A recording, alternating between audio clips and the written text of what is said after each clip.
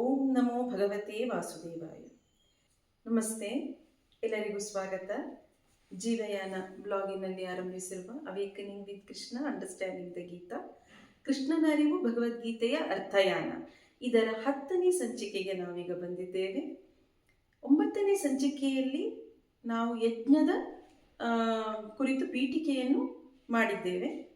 ಈ ಸಂಚಿಕೆಯಲ್ಲಿ ನಾವು ಇದರ ಕುರಿತು ಇನ್ನೂ ಹೆಚ್ಚಿನ ವಿವರಣೆಗಳನ್ನು ತಿಳಿದುಕೊಳ್ಳುತ್ತಾ ಹೋಗೋಣ. ಎಲ್ಲರಿಗೂ ಸ್ವಾಗತ. ಎಂದಿನಂತೆ ಈ ಸಂವಾದದಲ್ಲಿ ನನ್ನೊಂದಿಗೆ ಭಾಗಿಯಾಗಲು ಬಂದಿರುವ ಪ್ರೊಫೆಸರ್ GN ಭಟ್, ನನ್ನ ತಂದೆಯವರಾದ GN ಭಟ್ ಅವರಿಗೂ ಕೂಡ ಸ್ವಾಗತವನ್ನು ಕೋರುತ್ತೇನೆ. ನೇರವಾಗಿ ಕಾರ್ಯಕ್ರಮವನ್ನು ಮುಂದುವರಿಸೋಣ. ಅಪ್ಪ, ನಾವು ಯಜ್ಞದ ಕುರಿತು ಪೀಠಿಕೆಯನ್ನು 9ನೇ ಸಂಚಿಕೆಯಲ್ಲಿ ಮಾಡಿದ್ದೇವೆ.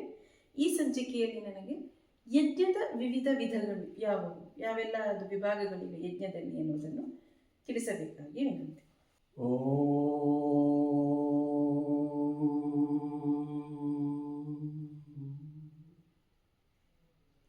ವಸುದೇವಸುತಂ ದೇವಂ ಕಂಸಚಾಣೂರಮರ್ದನಂ ದೇವಕೀ ಪರಮಾನಂದಂ ಕೃಷ್ಣಂ ವಂದೇ ಜಗದ್ಗುರುಂ. 9ನೇ ಸಂಚಿಕೆಯಲ್ಲಿ ಈ ಯಜ್ಞದ ಕುರಿತು ಪ್ರಾರಂಭದ ಪೀಠಿಕೆಯನ್ನು ಹೇಳಿ ಅದು ತುಂಬ ವಿಸ್ತಾರವಾಗಿದೆ ಅಂತ ಹೇಳಿದ್ದೆ. ಹಾಗಾಗಿ ಅದರ ಬಗ್ಗೆ ಬಹುಶಃ ಇನ್ನು 2 ಸಂಚಿಕೆ ಅಂದರೆ 10 ಮತ್ತು 11 ಸಂಚಿಕೆಯೂ ಬೇಕಾದೀತು. ಅಂದರೆ ಕನಿಷ್ಠ 30 ನಿಮಿಷ ಬೇಕಾಗ್ತದೆ, 2 ಭಾಗ ಮಾಡಿಕೊಳ್ಳೋಣ. ಹಾಗಾಗಿ ಆಗ ನಾನು ಹೇಳಿದ್ದೆ ಏನು, ಸಹ ಯಜ್ಞ ಪ್ರಜಾ ಸೃಷ್ಟ್ವಾ ಪುರೋವಾಚ ಪ್ರಜಾಪತಿ ಅನೇನ ಸಮವಿಷ್ಯಧ್ವಂ ಏಷವೋಸ್ತ್ವಿಷ್ಟಕಾಮಧುಕ್. 3ನೇ ಅಧ್ಯಾಯದ ಇದು 10ನೇ ಶ್ಲೋಕ. ಹಾಗೆ 4 ಶ್ಲೋಕಗಳು ದೇವಾನ್. ಈ ಶ್ಲೋಕವನ್ನು ನಾನಾಗ ಬಹುಶಃ ಉಲ್ಲೇಖ ಮಾಡಿದ್ದೇನೆ. ದೇವಾನ್ ಭಾವಯತಾನೇನ ತೇ ದೇವಾ ಭಾವಯಂತುವಃ ಪರಸ್ಪರಂ ಭಾವಯಂತ ಶ್ರೇಯ ಪರಮಾಪ್ಸ್ಯಥ. 10ರಿಂದ 16 ಶ್ಲೋಕ ಅಂದರೆ 7 ಶ್ಲೋಕಗಳ ಒಂದು ಗುಚ್ಛ ಇಲ್ಲಿ ಯಜ್ಞದ ಸಂಬಂಧಪಟ್ಟು ಒಂದಿದೆ. ಹಾಗೆಯೇ 4ನೇ ಅಧ್ಯಾಯದಲ್ಲೂ ಕೂಡ ಈ ಯಜ್ಞದ ಬಗ್ಗೆ ವಿಸ್ತೃತವಾಗಿ ಶ್ರೀಕೃಷ್ಣ ಹೇಳಿದ್ದಾನೆ. ಅಲ್ಲಿ ವಿಶೇಷವಾಗಿ ಈ ಯಜ್ಞವನ್ನು ಅಂದರೆ ನಾವು 2 ರೀತಿಯ ಯಜ್ಞಗಳನ್ನು ಶುರು ಮಾಡಬೇಕಾಗ್ತದೆ. ಅವನು ಅಲ್ಲಿ 4ನೇ ಅಧ್ಯಾಯದ 23ನೇ ಶ್ಲೋಕದಲ್ಲಿ ಗತಸಂಗಸ್ಯ ಮುಕ್ತಸ್ಯ ಜ್ಞಾನಾವಸ್ಥಿತಚೇತಸಃ ಯಜ್ಞಾಯಾಚರತಃ ಕರ್ಮ ಸಮಗ್ರಂ ಪ್ರವಿಲೀಯತೆ ಬ್ರಹ್ಮಾರ್ಪಣಂ ಬ್ರಹ್ಮ ಇತ್ಯಾದಿ ಸುಮಾರು 10-11 ಅದರಲ್ಲಿ 23ನೇ ಶ್ಲೋಕದಿಂದ ಇಲ್ಲೂ ಮತ್ತು ಯಜ್ಞಶಿಷ್ಟ ಅಂತ ಬರ್ತದೆ. ಯಜ್ಞಶಿಷ್ಟಾಮೃತಭುಜೋ ಯಾಂತಿ ಬ್ರಹ್ಮ ಸನಾತನಂ ಅಂತ. ಏವಂ ಬಹುವಿಧ ಯಜ್ಞ ಅಂತ ಹೇಳ್ತಾನೆ 32ರವರೆಗೆ. ಅಂದರೆ 23ರಿಂದ 32 2 ಶ್ಲೋಕ ಜಾಸ್ತಿ ಇದೆ ಅಂತ ಹೇಳ್ಬೋದು. ಯಾಕೆಂದರೆ ಪ್ರಾಣಾಯಾಮ ಯಜ್ಞದ ಬಗ್ಗೆ ದೀರ್ಘವಾಗಿ ಹೇಳಿದ್ದಾನೆ. ಇಲ್ಲಿ ಒಂದು ಮುಖ್ಯವಾಗಿ ಬಹುಶಃ ಇದು 2 ಸಂಚಿಕೆಗೆ ಬೇಕಾಗುವ ವಿಷಯಗಳು. ಹಾಗಾಗಿ ಈ 3ನೇ ಅಧ್ಯಾಯದಲ್ಲಿ ಏನು ಹೇಳಿದ್ದಾನೆ ಮತ್ತು 4ನೇ ಅಧ್ಯಾಯದಲ್ಲಿ ಏನು ಹೇಳಿದ್ದಾನೆ ಅದನ್ನು ಸ್ವಲ್ಪ ವಿಭಾಗ ಮಾಡ್ಕೊಂಡು ಬಿಡುವ. ಬಹುಶಃ ಇವತ್ತು 4ನೇ ಅಧ್ಯಾಯದಲ್ಲಿ ಏನು 12 ಯಜ್ಞಗಳ ಬಗ್ಗೆ ಮತ್ತು ಏವಂ ಬಹುವಿಧ ಯಜ್ಞ ಅಂತ ಹೇಳಿದ್ದಾನೆ. ಅದನ್ನು ವಿಸ್ತೃತವಾಗಿ ಮತ್ತೊಂದು ಸಂಚಿಕೆಗೆ ನಾವು ತೆಗೆದುಕೊಳ್ಳೋಣ. ಸರಿ, ಈಗ 3ನೇ ಅಧ್ಯಾಯದಲ್ಲಿ ಬರುವಂತಹ ಯಜ್ಞಕ್ಕೂ 4ನೇ ಅಧ್ಯಾಯದಲ್ಲಿ ಬರುವಂತಹ ಯಜ್ಞಕ್ಕೂ ಒಂದು ವ್ಯತ್ಯಾಸವನ್ನು ಸೂಕ್ಷ್ಮವಾಗಿ ನೋಡಿದ್ರೆ ನಾವು ಗಮನಿಸ್ಬೋದು. ಇಲ್ಲಿ 3ನೇ ಅಧ್ಯಾಯದಲ್ಲಿ ಒಂಥರ ಬಾಹ್ಯ ಅಂದರೆ ನೈಸರ್ಗಿಕ ಪ್ರಕ್ರಿಯೆಗಳು ಹೇಗೆ ನಡೀತಾ ಇರ್ತದೆ ಅಂತ. 4ನೇ ಅಧ್ಯಾಯದಲ್ಲಿ ಬರುವಂತಹದ್ದು ಅದು ಅಂತಃಕರಣ, ಅದು ಅಂತರ್ಯಜ್ಞಕ್ಕೆ ಸಂಬಂಧಪಟ್ಟು ಬರ್ತಾ ಇರುವಂತಹದ್ದು. ಒಬ್ಬ ವ್ಯಕ್ತಿ ಅಂದರೆ ಜ್ಞಾನಿ ಆಗುವ ಹಂತದಲ್ಲಿ, ಯಾಕೆಂದರೆ 4ನೇ ಅಧ್ಯಾಯದ ಹೆಸರೇ ಅದಕ್ಕೆ ಕೊಟ್ಟಿದ್ದಾರೆ, ಅದು ಜ್ಞಾನ ಕರ್ಮ ಸನ್ಯಾಸ ಯೋಗ ಅಂತ. 3ನೇ ಅಧ್ಯಾಯ ಕರ್ಮಯೋಗ ಅಂತ. ಹಾಗಾಗಿ ಈ ಸೃಷ್ಟಿಯಲ್ಲಿ ಕರ್ಮ ನಡೀತಾನೇ ಇರಬೇಕಾಗ್ತದೆ. ಹಾಗಾಗಿ ಇದರೊಳಗೆ ಯಜ್ಞ ಯಾಕೆ ಬಂದಿದೆ ಅಂತಂದರೆ ಇದು ಯಜ್ಞ ಕರ್ಮ, ಇದು ಯಜ್ಞ ಕರ್ಮ ಸಮುದ್ಭವ. ಹಿಂದಕ್ಕೆ ನಾನು ಹೇಳಿದ ಪ್ರಸ್ತಾಪ ಮಾಡ್ಕೊಂಡು ಇದಕ್ಕೊಂದು ಸಣ್ಣ ಪೀಠಿಕೆಯನ್ನು ನಾನು ಮತ್ತೆ ತಗೊಳ್ಳೇಬೇಕಾಗ್ತದೆ. ಯಾಕೆ ಅಂತಂದರೆ ಯಜ್ಞೇನ ಯಜ್ಞಮಯಜಂತ ದೇವಾ ತಾನಿ ಧರ್ಮಾಣಿ ಪ್ರಥಮಾನ್ಯಾಸನ್. ನೋಡಿ, ತಾನಿ ಧರ್ಮಾಣಿ ಪ್ರಥಮಾನಿ, ಅದು ಮೊದಲ ಧರ್ಮ ಯಾವುದು ಅಂದರೆ ಯಜ್ಞ ಧರ್ಮ. ಈ ಸೃಷ್ಟಿ ಹೇಗಾಯಿತು ಅಂತ ಹೇಳೋದನ್ನು ಹೇಳ್ತಾರೆ. ಈ ಯಜ್ಞ ಅಂತಂದರೆ ನೋಡಿ, ಯಜ್ಞ ಅಂದರೆ ಆತ್ಮ ಅಂತಲೂ ಇದೆ. ನಿಘಂಟುವಿನಲ್ಲಿ, ವೈದಿಕ ನಿಘಂಟುವಿನಲ್ಲಿ ಆತ್ಮ ಎನ್ನುವಂತಹ ಒಂದು ಅಷ್ಟು ನಾಮಗಳು ಅಂತ ಕೊಟ್ಟಿದ್ದಾರೆ, ಸಿನಾನಿಮ್ಸ್ ಅಂತ. ಅದರೊಳಗೆ ಯಜ್ಞ ಅಂತ ಬರ್ತದೆ. ಹಾಗೆಯೇ ಪುರುಷೋವೈ ಯಜ್ಞ ವಿಷ್ಣುರ್ವೈ ಯಜ್ಞ. ಈ ಪುರುಷ ಸೂಕ್ತದಲ್ಲೇನೋ ಯಜ್ಞೇನ ಯಜ್ಞವೇ ಅಂತ ಬಂತು.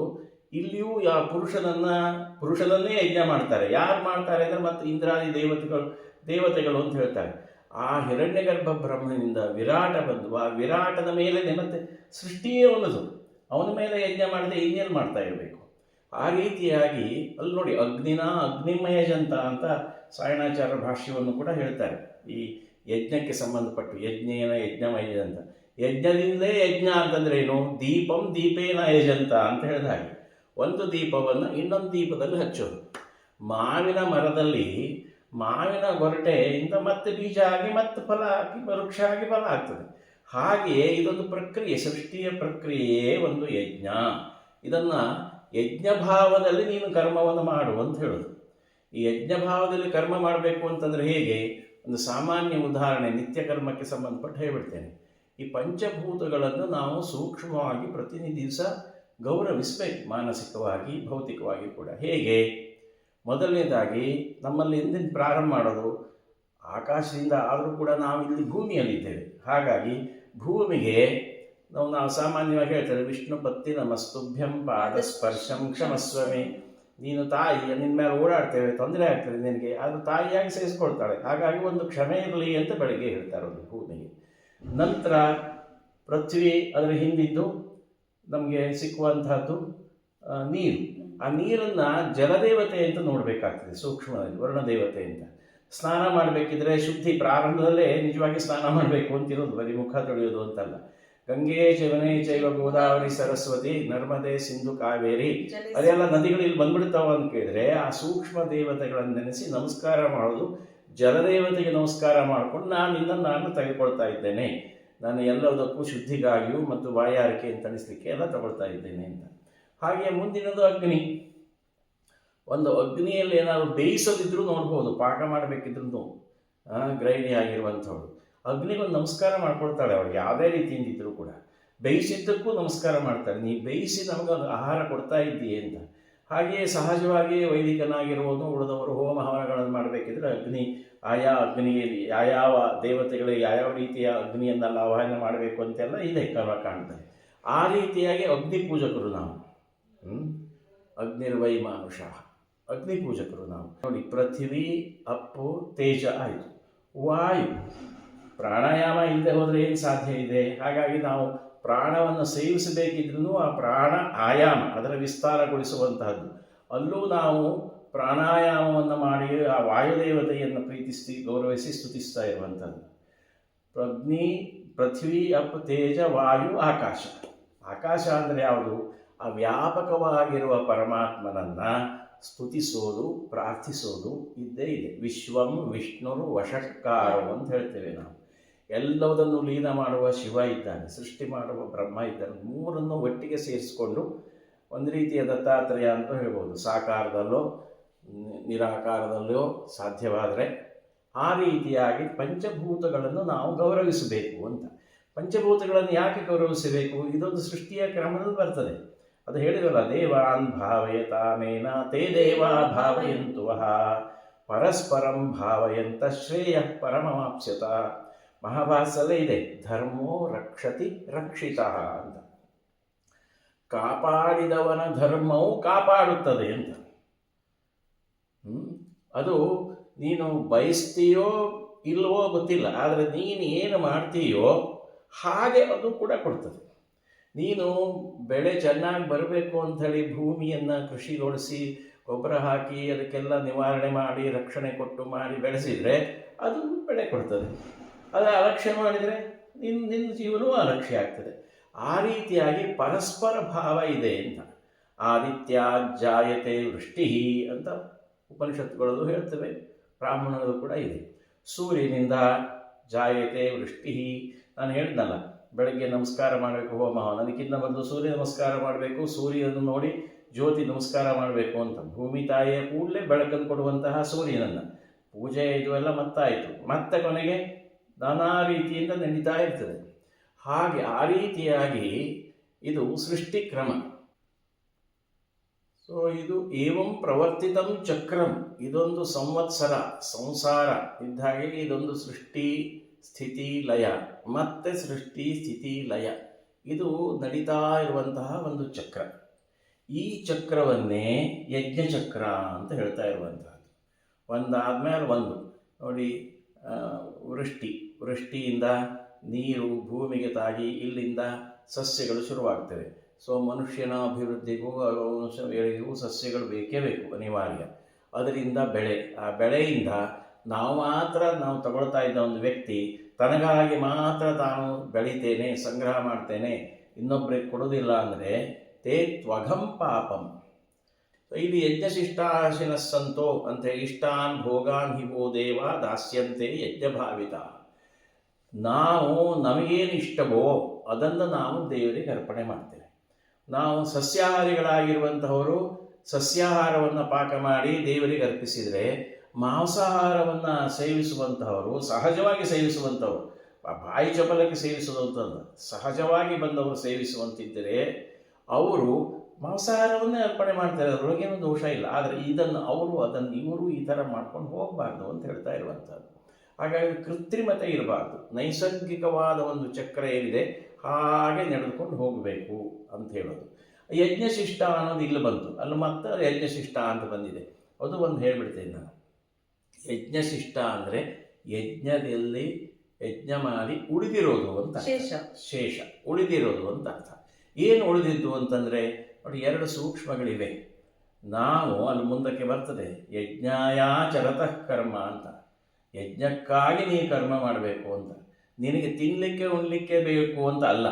ನಾವು ಎಲ್ಲ ಏನು ಪ್ರಾರ್ಥನೆ ಮಾಡೋದು, ಉಪನಿಷತ್ನ ಪ್ರಾರ್ಥನೆಯೂ ಇದೆ, ಭದ್ರಂ ಕರ್ಣೇಭಿಃ ಶೃಣುಯಾಮ ದೇವಾ. ಒಳ್ಳೆ ಇದನ್ನು ನಾವು ಕೇಳುವ, ನೋಡುವ, ಮತ್ತು ಕೈಕಾಲು ಗಟ್ಟಿ ಇದು ನಡೆಯುವ. ಯಾವತಕ್ಕೆ ಅಂತ ಕೇಳಿದರೆ ದೇವಹಿತಂ ಯಶೇಮ ದೇವಹಿತಂ ಯದಾಯು, ಅದರೊಳಗೆ ದೇವಾಯ ಹಿತಂ ಅಂತೂ ಇರ್ಬೋದು. ದೇವರಿಗೆ ಹಿತವಾಗಿರುವ ಕಾರ್ಯವನ್ನು, ಅಂದರೆ ಒಳ್ಳೆಯ ಕಾರ್ಯ ಸತ್ಕಾರ್ಯವನ್ನು ಮಾಡಲಿಕ್ಕಾಗಿ ನಾವು ಬದುಕಬೇಕು ಅಂಥೇಳಿ. ಹಾಗೆಯೇ ದಾನ ಮಾಡಲಿಕ್ಕಾಗಿ ಇನ್ನೊಬ್ಬರಿಗೂ ತೃಪ್ತಿ ಆಗಬೇಕು ಎನ್ನುವ ಕಾರಣದಿಂದ ನಾನು ಗಳಿಸಬೇಕು, ಗಳಿಸಿದ್ದೆಲ್ಲ ನನ್ನದು ಅಂತ ಹೇಳೋದು ದುರಹಂಕಾರ, ಬರೀ ಅಹಂಕಾರ ಅಲ್ಲ, ದುರಹಂಕಾರ ಅಂತ. ಹಾಗಾಗಿ ಯಜ್ಞಶಿಷ್ಟ ಅಂದರೆ ಈ ಯಜ್ಞ ಯಾವುದು ನಾವು ಈ ಕರ್ಮಗಳನ್ನು ಮಾಡ್ತಾರೋ, ಕರ್ಮಕಾಂಡದಲ್ಲಿ ಬರುವಂತಹ ಏನು ಫಲಕ್ಕಾಗಿ ನಾವು ನಡೆಸ್ತಾರೋ ಅಂಥರೊಳಗೆ ಈ ಶಾಂತಿ ಪುಷ್ಟಿ ಕರ್ಮಗಳಲ್ಲಿ ಅಥವಾ ದೇವಸ್ಥಳ ಪ್ರತಿಷ್ಠೆಯ ತತ್ವಹೋಮಗಳಲ್ಲೆಲ್ಲ ಒಂದು ಆಜ್ಯಾಹುತಿಯನ್ನು ಹಾಕ್ತಾ ಇದ್ದರೆ, ಅದರ ಆಹುತಿ ಹಾಕಿದ ಮೇಲೆ ಅದರ ಒಂದು ಬಿಂದು ಏನು ಉಳ್ಕೊಂಡಿರ್ತದೆ ಒಂದು ಕಡೆಗೆ ಸಂಗ್ರಹ ಮಾಡ್ತಾರೆ, ಅದಕ್ಕೆ ಸಂಪಾತ ಅಂತ ಹೇಳ್ತಾರೆ. ಆ ಯಜ್ಞಶಿಷ್ಟವನ್ನು ಬಿಂಬ ಕಲ್ಪಿಸ್ತಾರೆ.